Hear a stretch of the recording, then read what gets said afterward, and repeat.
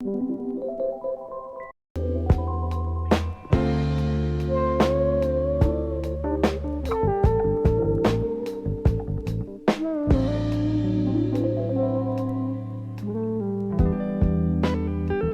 stands out on the highway like a creature from another time. It inspires the baby's questions. What's that? For their mothers as they ride. But no one stopped to think about the babies or how they would survive.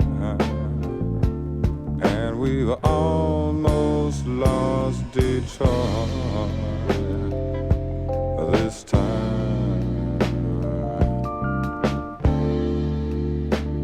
How would we ever get over losing our minds?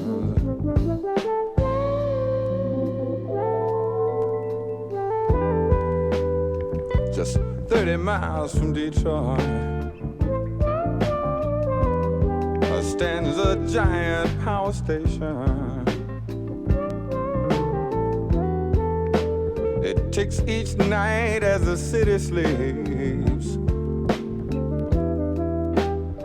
The seconds from annihilation.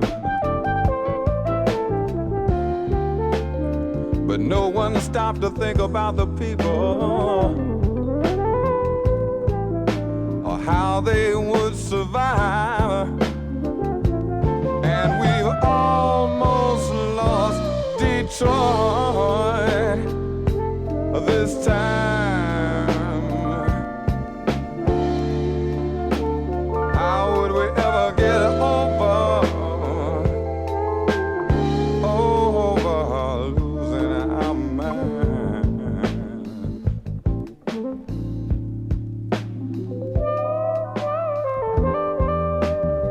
The sheriff of Monroe County had sure enough disasters on his mind. And what would Karen Silkwood say to you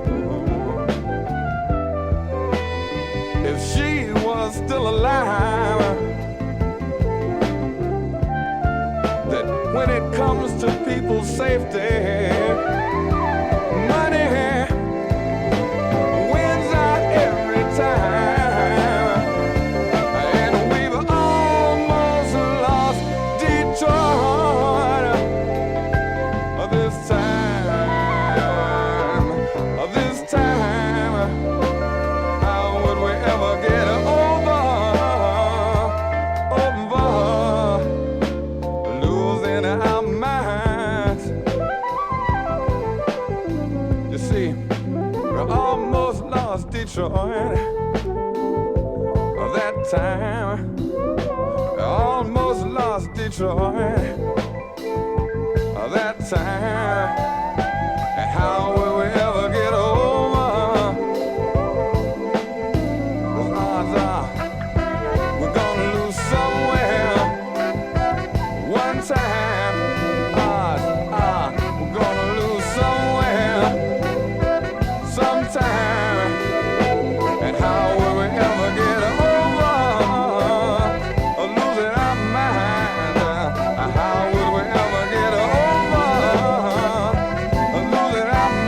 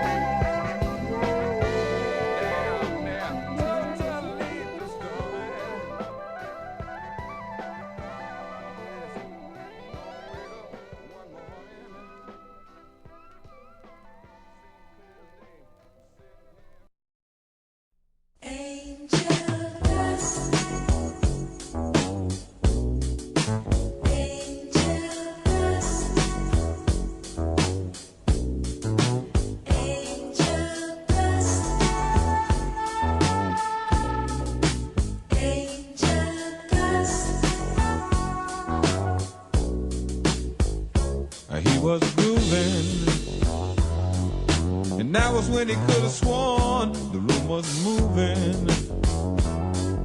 But that was only in his mind. He was sailing. He never really seemed to notice vision failing. Cause that was all part of the high. The sweat was pouring. He couldn't take it. The room was exploding. He might not make it. Please, children, would you listen? Just ain't where it's at. You won't remember what you're missing, but down some dead end streets there ain't no turning back.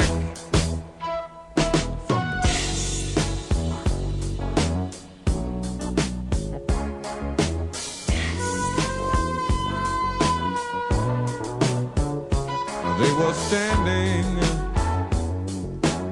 everybody in a circle, the whole family, listening to the preacher's words. Sis was crying.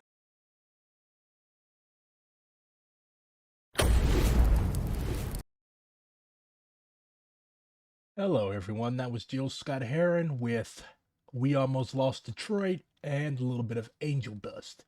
Not the drug, the song. Don't ever take angel dust. Not that I have any personal experience, but drugs are bad. They make you sick, they make your family cry, and they're instruments of colonialism. So, stay away from drugs. So, Lyndon LaRouche. If you've been on the left for a while, you've undoubtedly heard the name. He's a very infamous figure. But, what exactly is this dude about? Who the fuck is Lyndon LaRouche? Besides a dead guy with a funny name. Well, if you've also been on the left for a while, you also know who the fuck Caleb Maupin is. Not a very nice guy. Very weird politics. I probably want to do him for next week's Cult Watch. But he's also a pretty big LaRouche defender, even though he will deny it. What's up, Nate the Greatest? So, he'll deny being a LaRoucheite, okay? But, as I said on one of these before, all of these little sect groups, these little cults, they always defend each other. They boost each other, you've seen Maupin defending Black Hammer, all sorts of other shitty groups. So, shit seeks its own level. So, Caleb Maupin says that he does not have LaRouche's worldview. He remains a Marxist. That is extremely debatable. I personally do not consider him a Marxist. I consider him a hack. He disagrees with him on a few key questions, but he cannot deny that he's learned a huge amount from his work. Maupin does not think the stigma against LaRouche is justified. And finally, he says that LaRouche made a contribution. Again, questionable. So let's see what else Maupin has said about LaRouche. Wow, you mean denouncing and disavowing me and LaRouche didn't keep them safe? Wild. CPI is not a front for LaRouche. I respect the LaRouche organization, and I'm happy to work with them on anti-imperialism, pro-growth stuff, but we have clear differences. So, yeah. Again, these people always defend each other, so he denies being a LaRoucheite, yet he carries his dead guy's water. Not a good look. But Caleb doesn't really... Hey, he's talking about me. Internet communists working with libertarians, LaRouche, etc. to stop wars is unacceptable. Okay, first of all, these little small groups do not have the power or authority to stop any wars. DSA actually has people in Congress. These fucking right-wing weirdos that you work with do not have any power to stop wars. Even if they did, they would probably make them. Also, internet communists, meaning me, joining the organization of Bernie Sanders and AOC, who support wars, is totally cool. Internet communists are mostly edgy liberals, not anti-imperialists. Whoop-de-fucking-do. Of course, this guy considers anti-imperialism to mean being a shill for the Iranian, Chinese, and Russian governments, so I guess I'm not.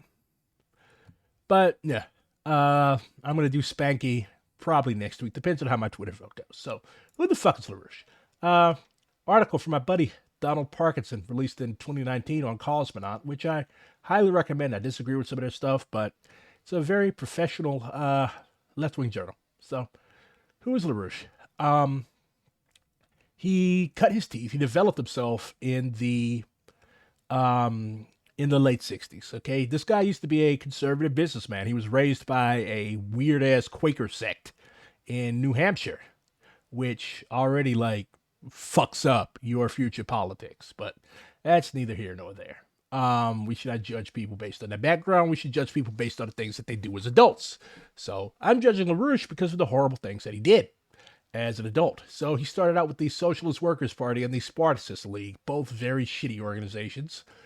At this point, LaRouche was just another Trotskyist as far as we know.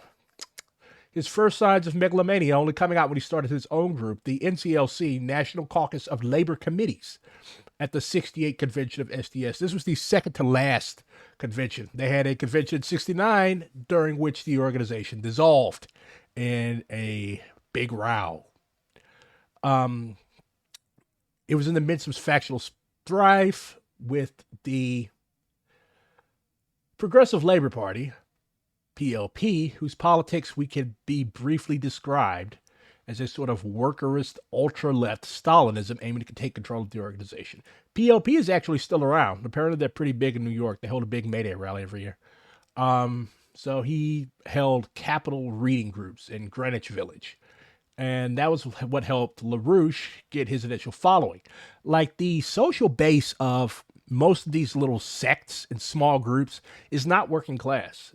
The base of these groups is college students and petty bourgeois white people. Like just look at it, okay? You're a black person in the late 60s. Would you go and read Capital with a bunch of white people in Greenwich Village? No, you join the Black Panther Party if you're serious about revolutionary organizing. So, Donnie Parks says LaRouche attracted many students and petty bourgeois professionals who were promised that their sect would be the only one able to lead the coming mass strike wave caused by an inevitable crisis. So we've already got the cult speak here, yeah? Inevitable crisis. Our group can save you. Everybody else is imposters and counter-revolutionaries and revisionists and rightists. So this guy started out as what you can vaguely call as a hard leftist, but Parkinson actually argues correctly, I might add, that like these rightist tendencies were always there.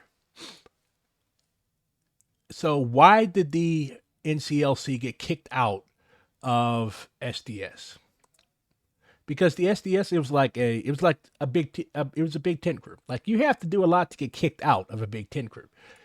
He took the side of the American Federation of Teachers, led by Albert Shanker, in the Ocean Hill-Brownsville strike in 1969, where teachers struck against a community control program that was meant to empower the voices of black parents in the running of schools where their children faced racial discrimination. LaRouche's backing of Shanker and what much of the New Left saw as essentially a hate strike already struck out a brand of essentially conservative workerism. So you see this with Maupin as well. Like every time you read Maupin's shit on Twitter or watch his YouTube videos, he's always talking about cancel culture and all other sorts of culture war bullshit. And he's very heavy on what is basically a LaRoucheite understanding of the economy. And he's also a big fan of multipolarity, which means 1-3 mini imperialisms, with ultra-left rhetoric about workers' self-emancipation being mixed with tailing the right wing of the labor movement. LaRouche was able to stake himself out in the New Left as the exception to the race-obsessed, in quotes, leftists who put a strong emphasis on anti-racism and third world liberation struggles. So we see this today when you have people that are extremely anti-land back, or like these dogmatic, I hate calling them Stalinists because Stalinism isn't really a term. And of all of these so-called great Marxist leaders, Stalin is probably my least favorite. But like these hardcore assholes are constantly talking about like how land back is petty bourgeois nationalism and shit like that. So all of this shit, I mean, racism is as American as apple pie baked with amphetamines. But like all of this supposedly new shit that you see on Twitter, it has its roots and shit that was set up by LaRouche in this new era. The LaRoucheites demonstrated a sort of conservative economism that would stay a central part of their ideology. So when Marxists talk about economism, they're not talking about the study of the economy, okay? They're talking about like all that matters is getting wage increases for the workers. Getting wage increases for workers is important. We should support every strike as long as it's not a hate strike. But economism sees these petty gains as being the revolution itself. And the reason why they oppose racial liberation struggles, national liberation struggles, is because they think that it doesn't have anything to do with the well-being of workers. Okay, so it's like I said, we need cracker control. You know, that is going to be the epitaph on my fucking grave. And I alternate like daily between hating that I said that and like, I mean, it's very pithy. It's very pithy. And it's true. We do need cracker control. Like saltines, if you don't drink any water with them, they'll dry your fucking mouth out. So concessions to chauvinism became outright propagation of chauvinism as the organization developed. So you see these people here, you see these teachers, and they're actually talking about race hatred. This kind of bears parallels to the struggle against critical race theory, or a facade of critical race theory. Like, people do not know what critical race theory is, okay? Like, nobody's teaching critical race theory to your kids in elementary school, okay? They're teaching them how to do reading, writing, and arithmetic. And just because your teacher, your black teacher, I might add, has your kids reading a book about Ruby Bridges, that is not critical race theory. That's teaching history. Bad things happened in this country. So it's ironic that these people who are so anti-critical race theory and anti-teaching about racism at all, and trying to turn your kids who you failed to raise into anti-racists, you don't even want them teaching like history. You want this sanitized, cleaned up, propagandized version of American history, just like these so-called teachers did. And in the 60s, part of self-determination was bell hooks does count as critical race theory. Yeah, I would definitely put her in that canon. I have not read much of her, though. If I recall correctly, she supported landlords, or she was a landlord, something like that. But there's only so many books that a single person can read in their lifetime. I'm actually up to reading a book a week. But anyways, so yeah, like, this looks just like the struggle, if we could even call it that, against their facade or wrong thinking about critical race theory. LaRouche's rejection of community control in favor of reactionary trade unionism distinguished the org from the beginning. The LaRoucheites posed themselves as the mature leftists in comparison to the degenerates, in quotes, who made up the new left. The LaRoucheites dressed in suits, and they threw out Bob Dylan for Beethoven. Instead of reading Hunter S. Thompson or Allen Ginsberg, who I despise, NCLC cadre prided themselves on their reading of classical German philosophy like Fichte and Leibniz. It was not unknown for leftist organizations of students aiming to engage with workers to try and get clean and reject what was seen as a petty bourgeois counterculture and take up an identity of straight-laced respectability instead. The NCLC took this to the fullest, calling on their membership to become world historical. World historical. So, the Gonzaloites actually did that for a while. They were very, like, they had their roots in what you could call the straight edge hardcore scene. And a lot of their founding cadre, if we could even call these imbeciles cadre, had roots in the drug subculture. So it was sort of like a hard reversal from their initial, I guess you could call it their initial degeneracy. They would certainly call it that. But like, anytime you have an organization that's like trying to change the way that people live, like, it's the 60s, you got to listen to Bob Dylan. Okay? Like, why the fuck would you be sitting up listening to Beethoven and you're 27 fucking years old in the 60s? Why would you cut your hair? Why would you put on a fucking suit? Like, respectability politics is garbage, no matter who does it. And like, people can detect bullshit. They know when you're trying to be something that you're not. So my advice to people who are new to the left or who are even old to the left is be your fucking self. Okay, don't try to fake in front.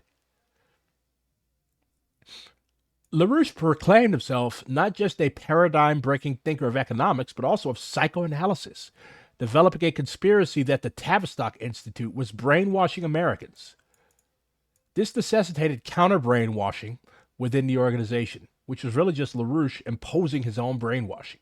When under criticism for brainwashing his followers, LaRouche said the following: "The nature of the actual processes of the human mind is such that brainwashing cannot be effectively accomplished by private individuals or small groups within society. Only a government agency can effectively brainwash a victim." So they're talking about a stripping and rebuilding process.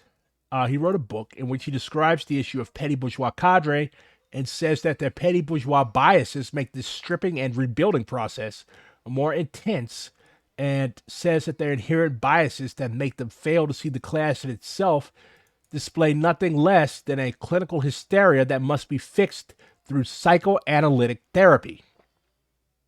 LaRouche's organization comprised mostly students and professionals, which meant that only psychoanalysis, led by the party, could fix the organization of petty bourgeois alignment.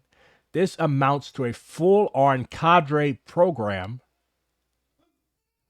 that involved attempted brainwashing. LaRouche saw psychoanalysis as not just an interesting theoretical tool, but as a way to mold cadres to the correct politics, with the party taking on the role of a clinical psychologist. I mean, this is not funny, because like horrible things were done to these people. Like there's probably still people fucked for life, and this shit happened 60 years ago. But like it's just insane how people actually believe this stuff. Like they actually thought this nutty ass dude, and of course we cannot reduce political errors to simple insanity. But people believe that this dude was the only hope for revolution. He also really hated Stalin.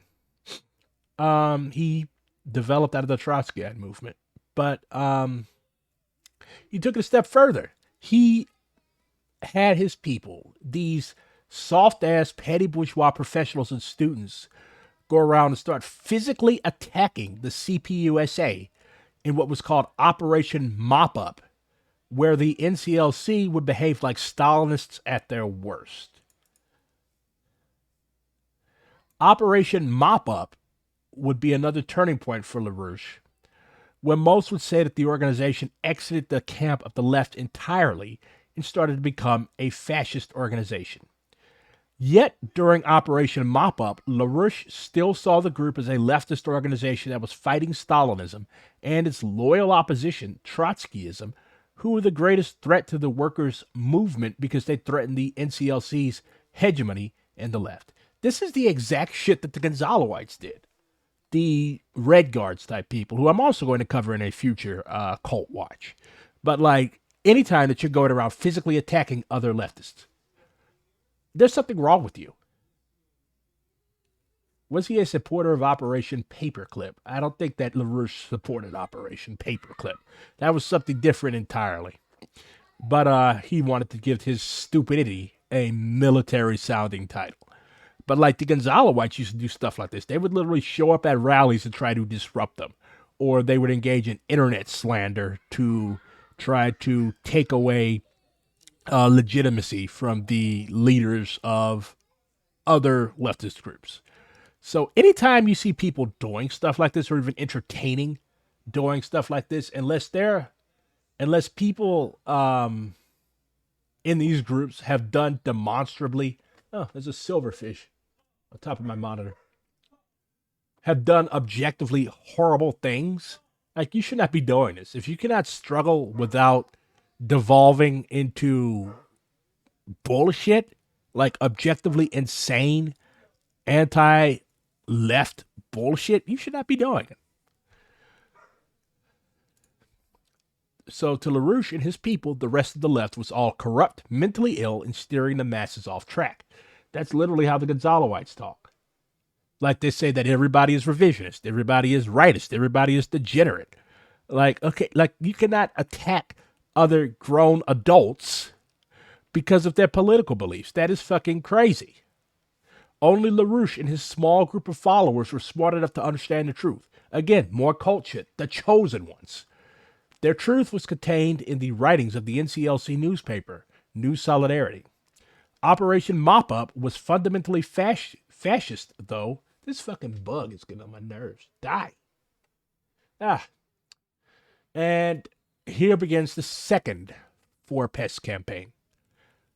In the sense that armed gangs of LaRouche were physically attacking leftists and using violence to break up their organizing. Again, Gonzaloite shit. This is ironic considering LaRouche's anti-Stalinism, which condemned the Moscow show trials, where political differences were solved with violence rather than discussion and democracy. So this was actually written in a report about Operation Mop Up.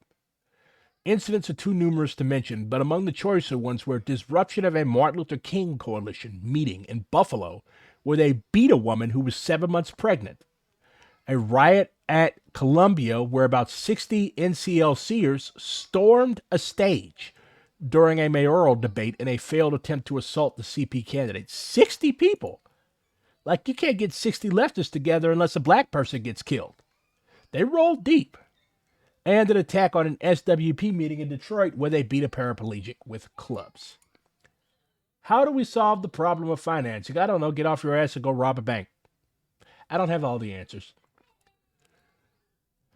NCLC wreaked havoc on the left, but their activities actually inspired Trotskyists and Stalinists / official communists to unite with the SWP Spartacus League and CPUSA, among other groups, forming united fronts in self-defense against the NCLC. This was an example of an anti-fascist united front at work, but against an ostensibly leftist group. Yet the NCLC was worse than a sect. It was a cult where the great leader was invested in using psychological techniques to manipulate his followers. What are my thoughts on the opioid crisis? I actually remember like when that started being a like big thing. And let's be real, a lot of these people that only care about the opioid crisis, like dope, heroin, has been in this country since fucking 1800s. It only became a problem when rich white kids in the suburbs started taking it and using these drugs and died from ODs. So, some people think it's population control. I don't, unless it's inadvertent. But the main onus and responsibility for the opioid crisis lies with pharmaceutical companies and doctors who prescribe this shit like candy to people who end up becoming addicted to this stuff. Okay, you ran out of your Roxys or your Oxys or your other Oxys, and now you're on fucking trank dope, or you're on fucking heroin or fentanyl. So, but drugs is big business.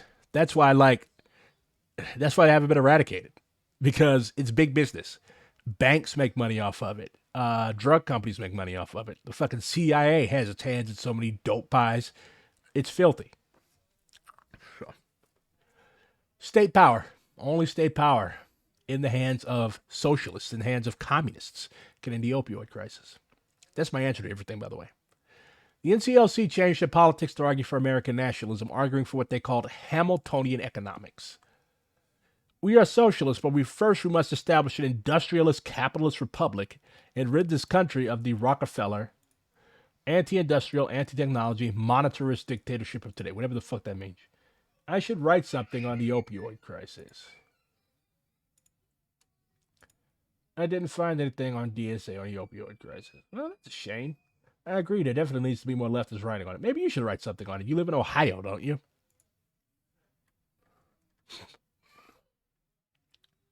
So, to wrap up, Donnie Park says, the NCLC is an example of the worst of where sects go.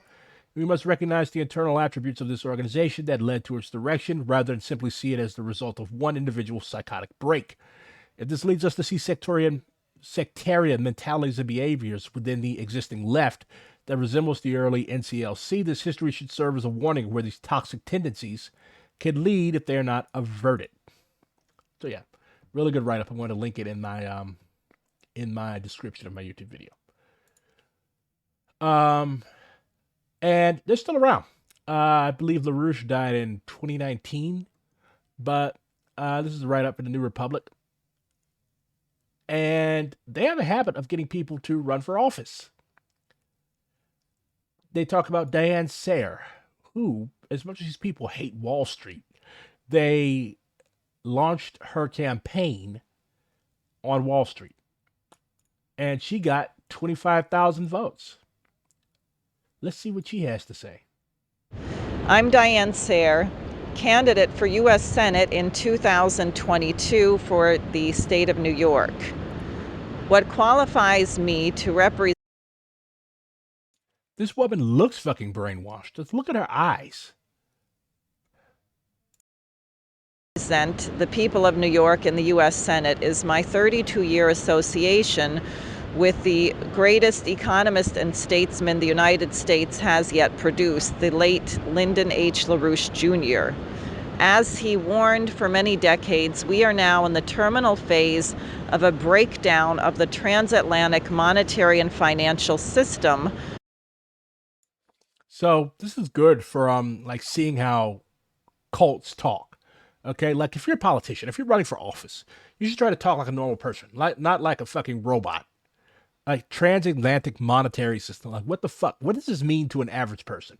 You're launching your campaign on Wall Street in New York City. Like, does this mean anything to somebody from the Bronx? But still, this shit is dangerous because she got 25,000 votes. That's far more than any leftist candidate is getting anywhere in this country today. This was not caused by COVID-19, but the fact that COVID-19 became a pandemic is a result of this breakdown of the economic system.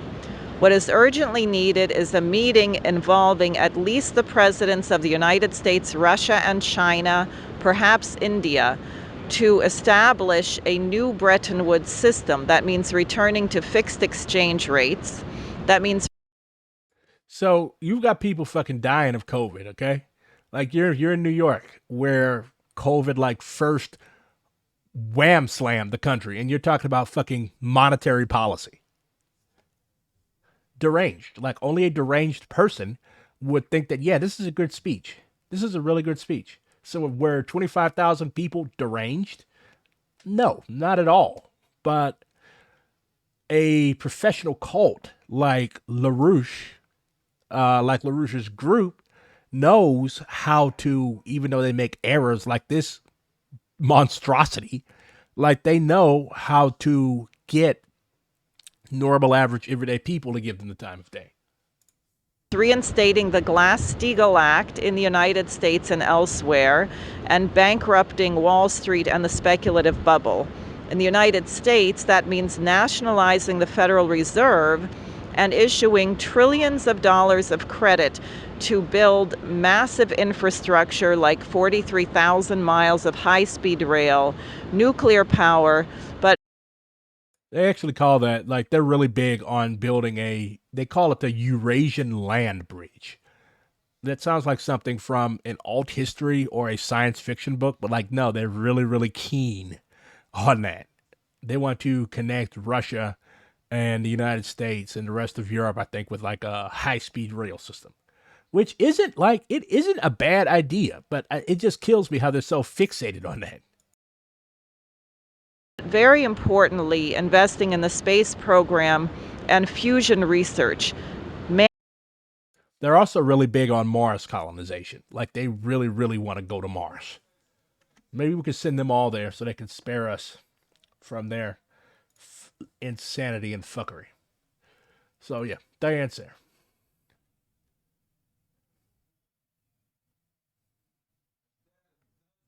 So yeah, like I said earlier, his parents were Orthodox Quakers, but they weren't your abolitionist type Quakers. These couple that raised him were ferocious sectarians who accused their co-religionists of closet Bolshevism and embezzlement of religious funds. So like when you study cults you're going to find out like most of the people that lead these things and organize these things were abused as kids.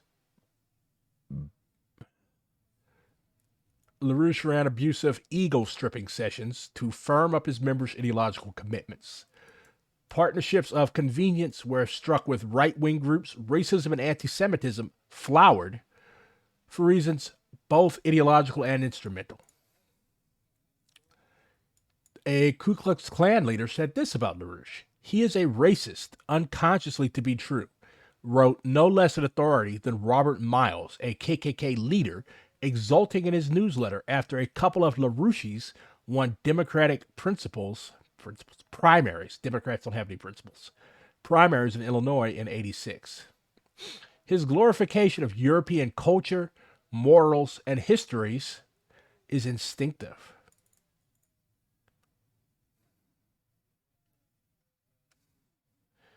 Above all, and pay special attention to this, there was LaRouche's belief in an essentialized, even biologized, unassimilable other, aka anti-Semitism.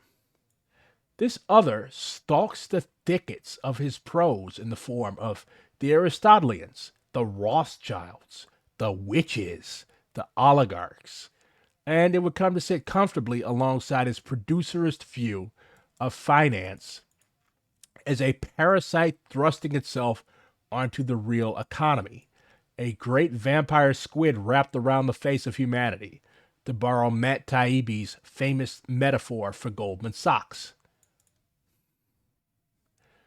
Bear in mind that LaRouche was recruiting in a time of rapid deindustrialization and financialization across the United States. In the 80s, stuff like this became really big. If it wasn't LaRouche type shit, it was Nazis trying to organize small farmers. You had people like Gordon Call, the Posse Comitatus. I know I mispronounced it. I don't speak Latin because it was invented by Italians, and I'm not a big fan of Italians. Anyways, so yeah, whenever the economy is bad, cults like that always get quite a bit of play because you have a lot of confused people that are around. You have a lot of people that have had their entire way of life crushed. Your family has owned a farm for 150 years. Now it's been taken by the bank. So naturally, you're going to give play as a white settler to people that come in talking about evil bankers and all those sorts of shit like that. And these groups know that. Worker power was being crushed. Conspiracy provided the language for his narrative about the dastardly innovation of the proletariat, just as QAnon's lurid phantasmagoria offered a grammar by which people could understand what they saw as threats to the family and gender order. In LaRouche's view, Jewish high finance had so thoroughly subsumed the British Empire that the two were basically synonymous. Whenever he called Queen Elizabeth a drug pusher, everyone would have a laugh, but he was really talking about getting rid of the Jews. In '88, LaRouche was convicted of mail fraud and tax evasion. His incarceration marked the beginning of his group's decline. Great leaders not there? No more organization.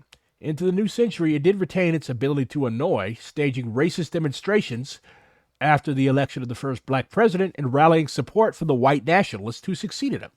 Last year, a schism opened up between the Lyndon LaRouche PAC and the LaRouche organization, run by his widow, in part because the former had been too favorable to Donald Trump. It was LaRouche who put Jefferson in a brown shirt. Actually, Jefferson put himself in a brown shirt. LaRouche who first articulated a Euro-style fascism in a cosmopolitan American idiom. Fascism without the umlauts and the hoods. Sarah was not the only LaRouche on the ballot cycle, incidentally. In New Mexico, Solomon Peña ran for the state house as a Republican. He lost, and later it emerged that he'd given more than $5,000 to LaRouche's PAC since 2021. So what else did this fellow Solomon do? The New Republic identifies him as a failed MAGA Republican candidate, but he decided he wanted to try to put out a hit on other New Mexico politicians. Yeah, he was literally going out trying to murk these people. He conspired with and paid 4 other men to shoot at the homes of 2 county commissioners and 2 state legislators. Police said they suspected Pena was angry that he lost his race for the state House of Representatives. Pena received a mere 26% of the votes, which is still a pretty sizable number for a fringe-ass candidate, to Democratic incumbent Michael Garcia's 76%, according to the New Mexico State Secretary of State's office. He's an election denier, according to the mayor of the town in which he lived. Despite the not at all close race, Pena refused to concede, tweeting, "I dissent. I am the MAGA king," the night of November 9th.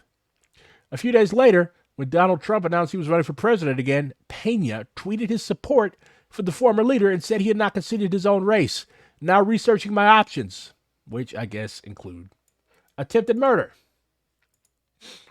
Over the course of 2022, Pena made almost 24 donations to the LaRouche's PAC, which is founded by far-right political activist and conspiracy theorist Lyndon LaRouche. So this dude, like all cults and cult leaders, attracts some pretty nutty people.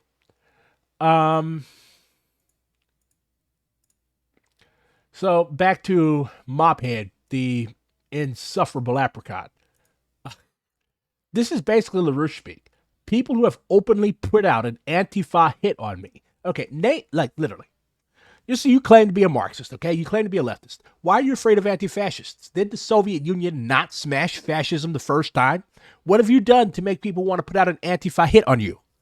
You have an inflated sense of self-importance. I also love how they got Russia state-affiliated media under his name.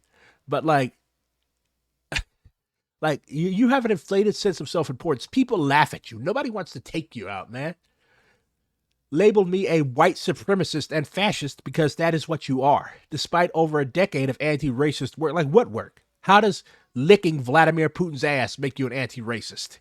Hoping to get me murdered are now scandalized that I talked to people in a group who got into fistfights 50 years ago. It's not just 50 years ago. Like, I literally just talked about how one of these people tried to murder 4 other politicians because he was mad that people didn't vote for his crazy ass. These people have set up entire accounts, published deceitful articles, all in the hopes that somebody can shoot me or the government can lock me up. Again, you're not that important. And most leftists will approve because you're annoying. But LaRouche is bad because of fistfights in 1972. No, LaRouche is bad because he's an anti-Semite. He's a cult leader. He thought that you could literally wipe people's brains clean. And he started out by literally supporting a hate strike against black people. You claim to be an anti-leftist. Well, he is an anti-leftist. You claim to be an anti-racist, and you claim to have done anti-racist work, yet you are too stupid to realize that you're supporting a guy. You're basically carrying interference for a guy, because if you're not creating interference, if you're not carrying water for this dude, why do you speak of him so positively? You do not speak positively of people that you dislike. And you claim that you're all this shit. You're just a fucking shill for the Iranian, Russian, and Chinese governments, which is fine. Work for whoever the fuck you want to work for, but don't couch it in leftist language. And it's not just fistfights in 1972. Like, you promote policies that actively hurt black people. You're supporting a dude who started out by opposing the rights of black people, black parents specifically, to control the education that their students received. This was the 60s. That was part of the Black Panthers' whole reason for being. They wanted community control of all institutions within the black community. So you've got this dude, this workerist economist, soon to become fascist, opposing that. So you oppose the line of one of the, if not the greatest leftist organization to ever grace this miserable country's shores. Whoop-de-fucking-do. The Schiller Institute is it's a LaRouche front group, based in Germany, if I recall correctly. Again, if you oppose these people, why are you speaking? Why are you speaking at one of their on their panel? You don't talk on panels for front groups of organizations that you hate. And there's no way he doesn't know that these are LaRouche people because he fancies himself a journalist. Will be from the United States. Anywhere in Middle America, in Ohio, where I was. Look at him. See him wearing a suit? Like, I think this dude is like maybe 5 or 6 years older than me, but like millennials do not regularly wear suits. Like, again, like LaRouche bullshit. You had these people in the 60s and in the 70s who, instead of wearing bell bottoms and wide lapel shirts, they were wearing fucking suits and ties like FBI agents. Acted like FBI agents too. So whenever you have people that are trying to promote this like respectability, we have to look professional to the workers bullshit. No, workers smoke weed. Workers don't walk around wearing suits every day. Like, come on. You cannot manufacture. That's why you had this Klan leader, Miles, literally saying that LaRouche was a water carrier for European culture because he promoted this fancified, fantastical, whited out image. You had people listening to fucking Beethoven. This is the Bob Dylan era. This is the Jill Scott Heron era. Worst timeline. It's probably just your phone. This is the Jefferson Airplane era. You've got all these good bands out, and you're listening to Beethoven. Fucking whack. I wonder what music Malpin listens to. Born in Pennsylvania, in Texas, in Alabama, in Colorado. You wait outside of a gas station, you'll see one thing. You'll see usually a mother with children in the backseat of the car, and she'll pull up to that gas station, and she will get out of her car, and she'll take the gas pump out, and she'll put very carefully just $10 worth of gasoline into her car. She won't fill up the tank. She'll just be very. This dude takes fucking forever to make a point. But yeah, basically my point is that Maupin is a LaRoucheite, even if he doesn't realize it. So what is the Schiller Institute? They fancy themselves an anti-war organization, but again, they're a LaRouche front group. His wife still runs it, Helga Zepp LaRouche. So they fancy themselves a peace organization, even though they and their buddy Maupin like despises other leftist groups because that's what cults do. That's what the Gonzaloites did. That's what these other groups do. The world needs a new international security and development architecture, which takes into account the security and development needs of every single country on Earth. Such a new architecture must create conditions that protect and nourish the lives of all people and protect the potential of every person as a creative individual. So, like, they always have this high-sounding good shit. But the deeper you go, the nuttier it gets. Only Mr. LaRouche's program can reverse the economic breakdown. Like, this dude wasn't a professional economist, but only his program. He's smarter than people who've actually gone to school for this shit, than people that have doctorates. Only him, only his program can save us.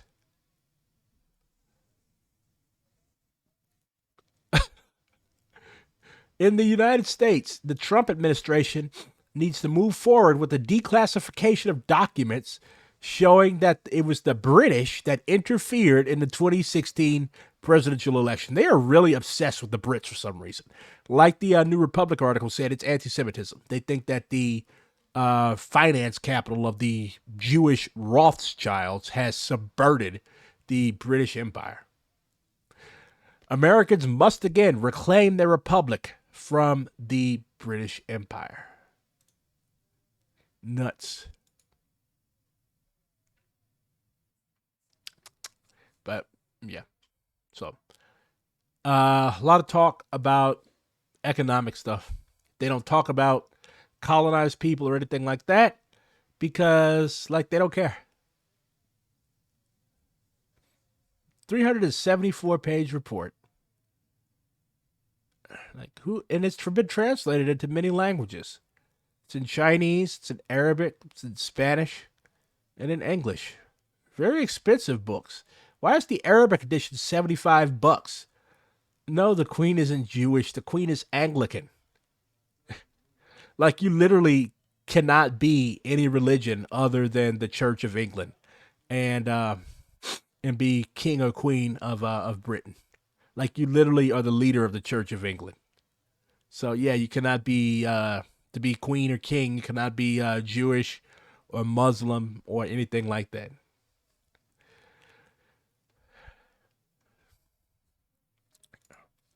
And of course, they are also, before he died, you can't exonerate him now because he's a dead guy. But they're really bent on trying to. They were really bent on try to get their buddy out. January 27th, 1989. 30 years ago, Lyndon H. LaRouche and a group of associates were railroaded into prison with lengthy sentences for crimes they'd never committed. Like, what proof do you have that they never did this shit? The frame-up and jailing of LaRouche, facilitated by years of lying media vilification of LaRouche and his movement, which continues to this day, was carried out by the same British-run political apparatus. I'm starting to think that they're using British to refer to Jewish people, but it's acceptable to hate the Brits. It's rightfully unacceptable to say anti-Semitic shit unless you want to be labeled a Nazi. So they just blame everything on the Brits. Individual hitmen, including Special Counsel Robert Mueller, that today is at the top of the President of the United States. The 5-year jailing of Lyndon LaRouche defined an entire era of modern U.S. history, much like the 1963 assassination of John F. Kennedy did. You can tell that these people are fucking boomers. Who cares about Kennedy being murdered today? Fucking boomers. He also claims that he invented the Strategic Defense Initiative, also known as Star Wars. And he claims that he gave it to Reagan. And he also claims that it was sabotaged and not carried out. The world today teeters at the edge of thermonuclear confrontation. Only a return to LaRouche's original design of the Strategic Defense Initiative ballistic missile defense system, based on new physical principles and cooperation with Russia and China, not against them, can now pull us back from the brink. Okay, so who are you going to use it against? Are you going to use it against the Brits? Because LaRouche's proposal for cooperation between East and West after the fall of the Berlin Wall and the reunification of Germany, famously forecast by LaRouche in October 1988. Oh, whoop-de-fucking-do. He predicted something that was going to happen less than a year later. Like, in October 1988, of course, I wasn't born, but, like, everybody knew that the Berlin Wall was going to come down. Like, that whole fucking Eastern Bloc system was teetering on the brink. It was only a matter of time before it collapsed. Like, he's not some prophet just because he predicted what everybody already knew. Was rejected, and LaRouche was hauled off to jail scarcely 3 months later. Russia was ravaged, and the West looted under Thatcher, Bush, and Mitterrand. And a wave of permanent wars was unleashed. Because LaRouche's proposed war on drugs against London's Dope Incorporated banking apparatus was never implemented, a drug epidemic today is poisoning our nation and the world. It is time that the damage done by LaRouche's incarceration 3 decades ago be repaired. Not only because such a terrible injustice was done to LaRouche, fuck LaRouche, but because that injustice has emboldened the British Empire to use the same methods against the sitting president of the United States, which endangers all of humanity. And they wrap up by referring to him as one of history's greatest geniuses, totally not a cult. So what was he locked up for? He was sentenced to 15 years in 1989 for, let's see, stealing. He could have gotten 65 years in prison. I mean, they should have gave him the 65 years. Like, they would have gave him the 65 years. If they were so bent on silencing this great genius of humanity. He was sentenced to 15 years for his conviction on 13 counts of tax and mail fraud and conspiracy.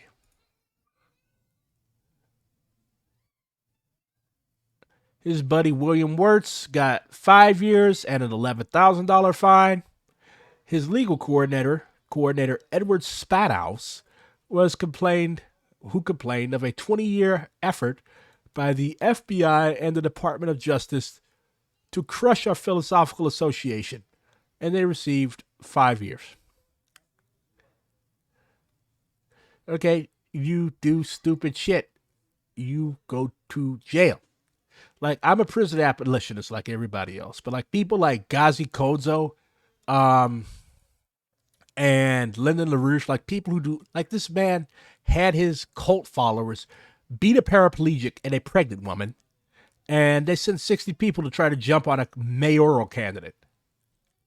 Like, this shit is dangerous. Like, those people need to be isolated from society. I'm sorry. You also have Executive Intelligence Review, another front group. And this is something that he wrote. Mr. Mophead, Spanky, wrote. This is actually a written transcript of that stupid little speech that he was giving. But, yeah. Basically the, same shit the LaRoucheites want.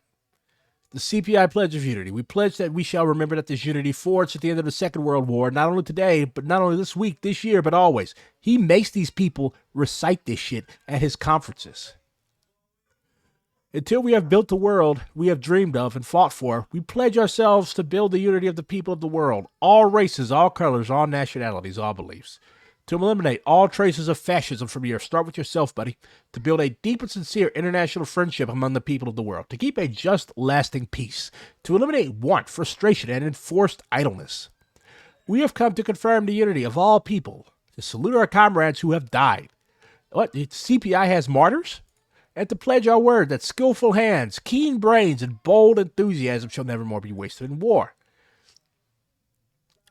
Leftism in the United States has become tainted with pessimism, hopelessness, destruction, culture wars, and vengeful politics. Okay, it's fucking politics, bruh.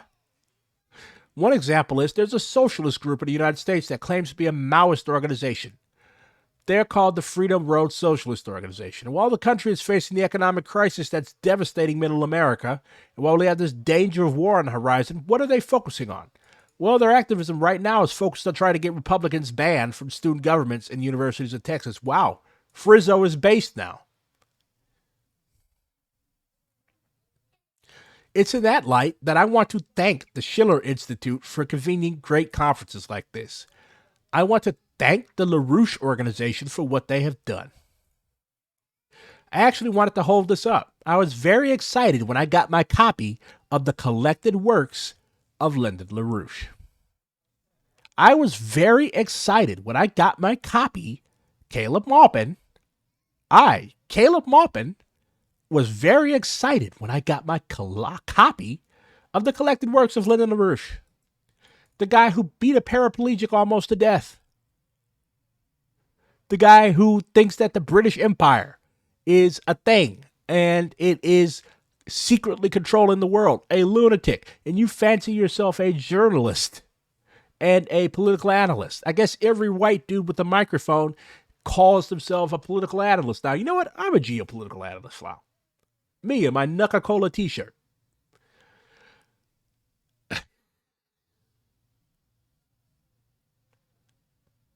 You can be sure that the experience of the Schiller Institute and of the LaRouche organization and the history of the National Caucus of Labor Committees, the organization that literally got Trotskyites and anti-Trotskyites to agree on something, and the organizing that was done in times past that continues to go on by the Schiller Institute and the LaRouche organization is definitely a source of inspiration for work that we are doing. So you're flat out admitting that you are inspired by these people, but in your own words, you do not have Lyndon LaRouche's worldview. You remain a Marxist.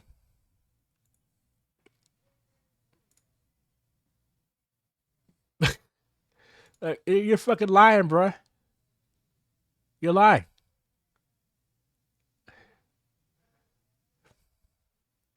It's pathetic. But we're talking about Caleb Maupin here. So basically, entire speech about you kissing Lyndon LaRouche's ass, and you're using some poor woman who can only afford $10 worth of gas to put in her car as a fucking tool. Pathetic. So yeah. Fascist group, literal fascist cult, supported by this ginger and that old white woman, Diane Sayre, and a bunch of other people who for whatever reason decided to follow a guy that looks like this. But nobody except for Caleb Maupin, that Caleb Maupin is an idiot. Nobody's going to come out and say, yeah, I really think LaRouche is dope. Nobody's smart politically anyways. They might donate to their POCs, PACs. They might sign a petition. But like enough people know about this dude and that he was fucking nuts and that he holds horrible, well, he held, thank God he's dead, held horrible politics. But the thing with cults, especially successful cults like the Scientologists or the LaRouche movement, is that they're very good at like setting up front groups and getting otherwise people who otherwise wouldn't give them the time of day getting support from them.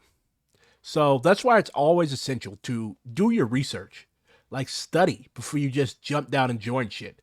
And that is how you avoid being a dead, balding white man's punk.